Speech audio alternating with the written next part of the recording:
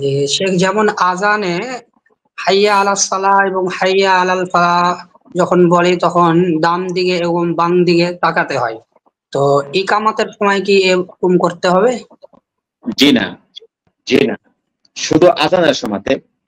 আজানে যখন মুয়াজ্জিন যখন আজান দেবেন, যখন হাইয়া আলাস সালাহ বলবেন, তখন তিনি তার মুখমণ্ডলকে, শুধু শুধু মুখমণ্ডলটাকে, আহ আহ সিনাকে, নিজের বুককে ডান বাম দিয়ে করবে না, শুধু মুখমণ্ডলটাকে ডান দিয়ে করবে হাইয়া আলাস সালাহর সময়তে, আর মুখমণ্ডলটাকে বাম দিয়ে করবে হাইয়া আলাল ফালাহর সময়তে। জি। তবে যদি কেউ মাইকে আজান দেয়, মাইকে আজান দেয়, তাহলে কি তাকে ডান দিকে বাম দিকে ফিরতে হবে না, হবে না? তো যেহেতু এটা একটা আল্লাহ নবীর পক্ষ থেকে আহ আদেশ, সুতরাং যতটা পারবো আমরা অতটা আদায় করার চেষ্টা করবো। অনেক অনেক ফুকাহা একরাম বলেছেন যে ডান দিকে এবং বাম দিকে মুখমণ্ডলটা ফেরানোর উদ্দেশ্য হচ্ছে যাতে করে আওয়াজটা আপনার ডান বাম দিকে ছড়িয়ে যায়, সবাই শ্রবণ করতে পারে। তো যেহেতু মাইক্রোফোন এসে গেছে, তাই মাইক্রোফোনে তো আওয়াজটা আরো আরো উঁচু আকারে যায়, সুতরাং সেখানে ডান আর বাম দিকে মুখমণ্ডলটা মোড়াতে হবে না। কিন্তু সঠিক কথা হলো যে যদি মাইকেও যদি আজান দিতে গিয়ে যদি আমি ডান এবং বাম দিকে মুখমণ্ডলটা ফেরাতে পারি, তাহলে এটা উত্তম, এটাই উত্তম। যাতে করে আমার আজানও হয়ে গেল আর আমি সুন্নাতটাও পালন করে নিলাম। এখানে ডান দিকে এবং বাম দিকে মুখমণ্ডলটাকে ফেরানোর একটা কারণ আমরা বুঝতে পারছি, সেটা হলো কি যে আওয়াজটা যাতে করে বেশি বেশি করে ছড়িয়ে যায়।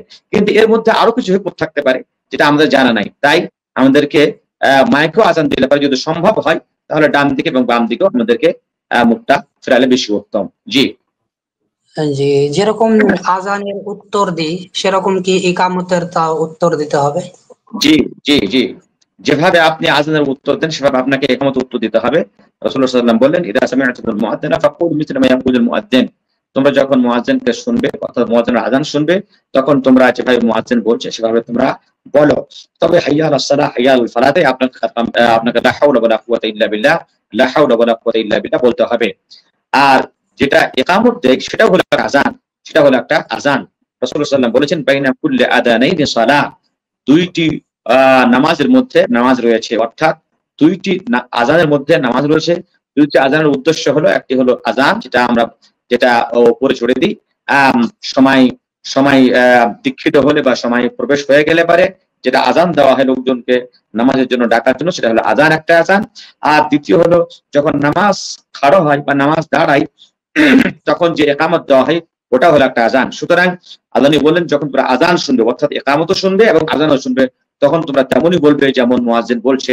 তবে হাইয়া আলাস সালাহ, হাইয়া আলাল ফালাহ আপনাকে তেমনই বলতে হবে, যেমন আল্লাহ রাসূল বলেছেন, লা হাওলা ওয়ালা কুওয়াতা ইল্লা বিল্লাহ, লা হাওলা ওয়ালা কুওয়াতা ইল্লা বিল্লাহ।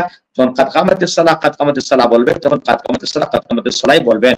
সাদাক্তা ওয়া বারারাতা, এই হাদিসটি দুর্বল, এই হাদিসটি সঠিক না। জি।